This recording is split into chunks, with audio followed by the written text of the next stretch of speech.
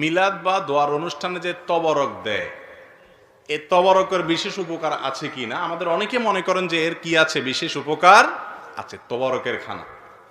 একজনে মিলাদ থেকে আসার সময়, দোয়ার অনুষ্ঠান থেকে আসার সময় জিলাপি নিয়ে আসছে, মিষ্টি নিয়ে আসছে। তো ডায়াবেটিসের রোগীকে সাধতেছে, বলে না ভাই আমার ডায়াবেটিস। বলে আরে তবরকের জিনিস মিয়া, ডায়াবেটিস খান। তার মানে এটা খাইলে কি হবে? ডায়াবেটিস আর ভালো হয়ে যাবে। ওই বেচারা খায় ডায়াবেটিস তো 12টা বাজে।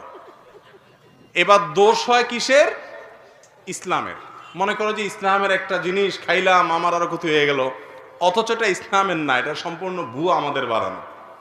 অন্য 10টা খাবার এবং কোনো দোয়া অনুষ্ঠানের পরে যদি কোনো খাবার দেয়া হয়, এগুলোর ভিতরে কোনো পার্থক্য, কোরআন এবং হাদিসে এরকম কোনো শিক্ষা নাই যে আল্লাহর জন্য দান করলে কোনো খাবারে সেটাতে কোনো ক্ষতি হবে না। এগুলো আমাদের বানানো সুবিধা।